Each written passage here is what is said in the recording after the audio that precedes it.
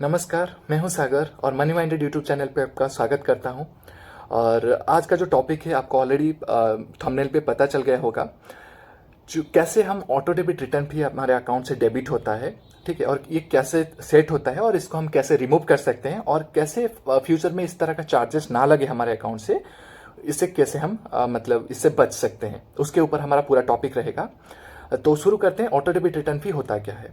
तो auto debit return फी जो होता है, पहले तो ऑटो डेबिट क्या होता है, बैंक में ऑटो डेबिट कैसे सेट होता है वो जानते हैं। ऑटो डेबिट जो सेट होता है, मान लीजिए आपने एक परचेज करना चाहते हैं, एक फ़ोन परचेज करना चाहते हैं फॉर एग्जांपल, तो वहाँ पे आपने क्या किए कि आपके पास कैश नहीं है, पूरा कैश नहीं है, तो उस केस में आप चाहते हैं कि ईएमआई पे आप पेमेंट करना चाहते हैं। तो उस केस में क्या होता है, आइदर आप क्रेडिट कार्ड यूज़ कर सकते हैं, ठीक है, नहीं तो अगर आपके पास क्रेडिट कार्ड नहीं है तो आप शॉपकीपर के पास जाके आप बोलते हैं कि ईएमआई ऑप्शन कैसे है मुझे बताइए, ठीक है। तो वहां पे शॉपकीपर क्या करता है कि आपको बोलता है कि हाँ, ये इस तरह आईडीएफसी के तरफ से आप ईएमआई लेके कर सकते हैं, उनका टाइप रहता है, ठीक है। तो उस केस में क्या होता है कि आईडीएफसी, मान लीजिए फॉर एग्जांपल मैं आईडीएफसी यहाँ पे एग्जांपल की तरह लेता हूँ, ठीक है। तो आपका आईडीएफसी से आपने आपको लोन मतलब वहाँ पे ईएमआई कर दिया गया, ठीक है। आपका शॉपकीपर आपका वहाँ पे एजेंट भी बैठा के रखते हैं, तो वहाँ से आपका ईएमआई बन जाता है।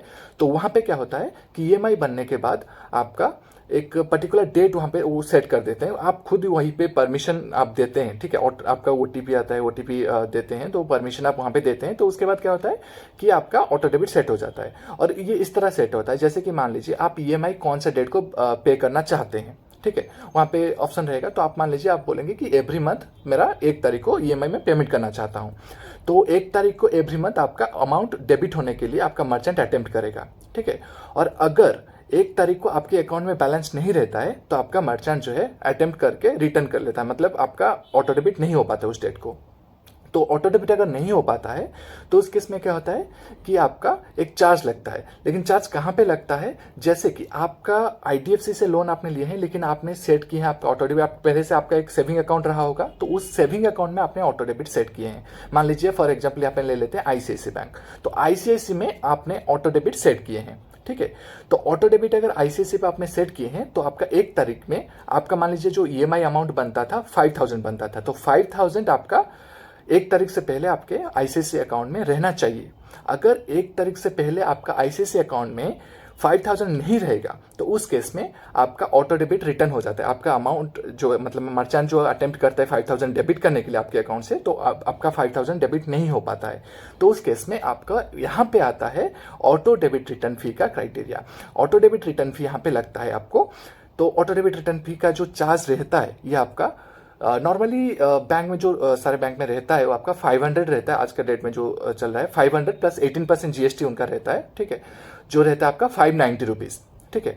ये आपका ऑटो डेबिट रिटर्न फी रहता है। लेकिन यहाँ पे एक इंटरेस्टिंग बात यह है कि अगर आपका मर्चेंट फर्स्ट आपके अकाउंट में अटेम्प्ट किया उसी दिन आपके अकाउंट में, मान लीजिए, हाँ, आप सोच रहे होंगे कि 1 तारीख में 10 बजे तक अमाउंट मेंटेन कर दूंगा, लेकिन ये जो ईसीएस जो रहता है इलेक्ट्रॉनिक क्लियरिंग सिस्टम, ये जो जिस हिसाब से काम करता है आपका, ये आपका मान लीजिए 1 तारीख रात 12 बजे से 1 तारीख आपका शुरू होता है टेक्निकली। तो उस केस में क्या होता है कि रात 12 बजे से आपका अकाउंट से कभी भी वो हिट कर सकता है, अमाउंट अटेम्प्ट कर सकता है आपका मर्चेंट अमाउंट डेबिट करने के लिए आपका आईसीआईसी बैंक से, ठीक है। क्योंकि मतलब मैं यहाँ पे आईसीआईसी एग्जाम्पल की तरह लिया हूँ, आपका जो भी बैंक है उस बैंक से, ठीक है। तो इस केस में क्या होता है कि आपका अमाउंट जो है डेबिट नहीं हो पाता है अगर आपके अकाउंट में बैलेंस नहीं रहता है तो। और आप अगर सोच रहे होंगे ठीक है 1 तारीख को अटेम्प्ट करेगा तो बैंक तो 10 बजे या 9 बजे ओपन होता है, मैं फिर कल सुबह मॉर्निंग में डिपॉजिट कर दूंगा, लेकिन ऐसा ये काम नहीं करता है। आप मॉर्निंग में मान लीजिए 8 बजे डिपॉजिट किए, फिर भी हो सकता है अगर उससे पहले आपका मर्चेंट ने अटेम्प्ट कर लिया आपके अकाउंट से, तो भी आपका अकाउंट में अमाउंट मतलब डेबिट नहीं हो पाएगा। तो उस केस में ऑटो डेबिट रिटर्न फी लग जाएगा, जो मैं आपको अभी बताया 590 रुपीज़, ठीक है। तो ये 590 रुपीज़ आपके अकाउंट में लग जाएगा। और यहाँ पे और एक चीज़ ये है कि आप मान लीजिए आप सोच रहे होंगे कि यहाँ पे 590 रुपीज़ एक बार लगेगा उस दिन, नहीं, आपका मर्चेंट अगर फिर से अटेम्प्ट करेगा उसी डेट में तो आपको फिर से लगेगा। मतलब इसका कुछ ऐसा प्रोसेस नहीं रहता है। अगर आपके मर्चेंट ने उसी डेट में मतलब 10 बजे अटेम्प्ट किया या फिर रात का 12 बजे के बाद मान लीजिए 1 बजे 2 बजे या 3 बजे अटेम्प्ट किया, जो भी टाइम पे अटेम्प्ट किया था, फिर एक बार आपका मॉर्निंग में 10 बजे अटेम्प्ट किया या फिर आफ्टरनून में आपका 3 बजे अटेम्प्ट किया, तो जितने बार भी आपका मर्चेंट अटेम्प्ट करेगा उतने बार आपको ऑटो डेबिट रिटर्न फी लगेगा। तो यानी कि 590 करके ईच अटेम्प्ट पे आपका अमाउंट कटेगा आपका। ये हाँ, ये आपका पेंडिंग रह जाएगा आपका, ऐसे मतलब जो भी अकाउंट आपका रहेगा वहाँ पे आपका पेंडिंग रह जाएगा, और पेंडिंग चार्जेस बाद में भी कटता है, लेकिन आपको इतना फी देना पड़ेगा वहाँ पे। और यहाँ पे आपका जो भी सेविंग अकाउंट है वहाँ पे तो आपको चार्ज लगेगा, उसके साथ ही साथ आपने जहाँ पे लिए थे वो अलग चीज़ है, वहाँ पे तो आप चार्ज देंगे, लेकिन यही चीज़ जो है जैसे ऑटो डेबिट रिटर्न फी के बारे में अभी हम यहाँ पे डिस्कशन कर रहे हैं, तो यहाँ पे आपको चार्ज देना पड़ेगा। ठीक है, तो इसलिए आप अवॉइड कीजिए इस चीज़ को। तो आपको पहले दिन अगर 1 तारीख को है तो 1 तारीख से अगले दिन अगर 31 हुआ या 30 तारीख हुआ तो उससे पहले आपको जो है अमाउंट मेंटेन कर लेना है आपके अकाउंट से। अगर किसी भी रीजन की वजह से मेंटेन नहीं कर पाते हैं तो उस केस में आपको चार्जेस लगेगा।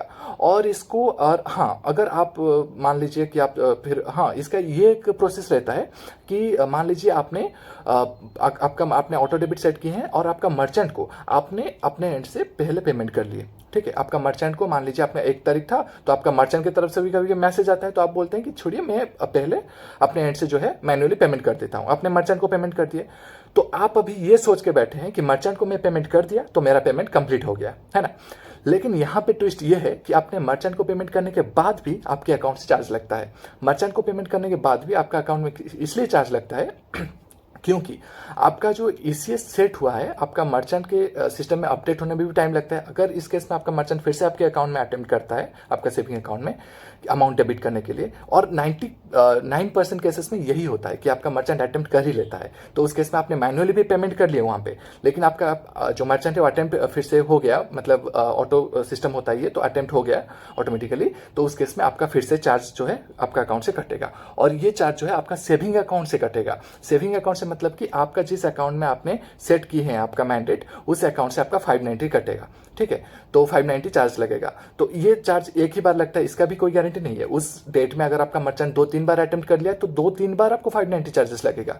500 इसका चार्ज होता है और 18% जीएसटी लगता है। ठीक है, और एवरी अटेम्प्ट में आपका ये पूरा में जो आपको कैलकुलेट करके बताया 590 रुपीज पूरा लगता है आपको। ठीक है, और 2-3 बार अटेम्प्ट करते हैं तो 2-3 बार भी आपको लगता है, तो इस चीज का ध्यान रखना है। और अगर आप चाहते हैं कि मैं इसको कैंसिल करना चाहता हूं तो आप कैंसिल भी इसको कर सकते हैं, और कैंसिल करने के लिए आप मैंडेट जो है आपका मर्चेंट के एंड से कैंसिल कर सकते हैं, नहीं तो आपका जिस सेविंग अकाउंट में आपने मतलब अटेम्प्ट करने के लिए परमिशन दी है उस सेविंग अकाउंट से आप उनको भी कांटेक्ट करके या फिर ब्रांच विजिट करके आप कैंसिल कर सकते हैं। ठीक है, तो ये प्रोसेस रहता है। आप कैंसिल कर देने के बाद अगर आप मैन्युअली पेमेंट कर देते हैं मर्चेंट को तो फिर आपका मैन्युअल पेमेंट के बाद आपका मर्चेंट अटेम्प्ट भी नहीं कर पाता, या फिर आप अगर मैन्युअल पेमेंट नहीं कर पाते हैं तो भी आपका क्या होता है कि आपका जो मर्चेंट है वो आपका अमाउंट जो डेबिट करने के लिए सेविंग अकाउंट में अटेम्प्ट नहीं कर पाता है, तो यहाँ पे आपका जो ईसीएस रिटर्न चार्ज जो बैंक की तरफ से सेविंग अकाउंट से लगता है वो तो एटलीस्ट नहीं लगेगा। ठीक है, तो ये इसका पूरा प्रोसेस था, तो मैं शॉर्टकट में इसको समझाया हूँ।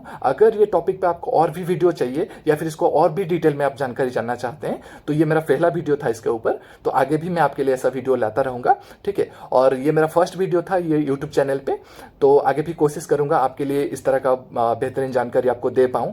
ठीक है, और अभी तो जो है मुझे ऐसा है कि आपको इस टॉपिक के ऊपर जितना भी आपको जानकारी मिल गया होगा। ठीक है, और अगर और कुछ जानकारी भी जानना चाहते हैं तो मैं आपको रिक्वेस्ट करूंगा प्लीज कमेंट बॉक्स में कमेंट कीजिए, और अगर कुछ भी इंप्रूव करना चाहते हैं मेरा जो भी वीडियो पे तो उसके लिए भी आप प्लीज कमेंट कीजिए, ये मेरे लिए बेस्ट रहेगा। और थैंक यू सो मच आपके पेशेंस के लिए, और इतने समय तक आपने ये वीडियो को देखने के लिए बहुत बहुत धन्यवाद। नमस्कार, मिलते हैं अगले वीडियो पे जल्द ही। Thank you.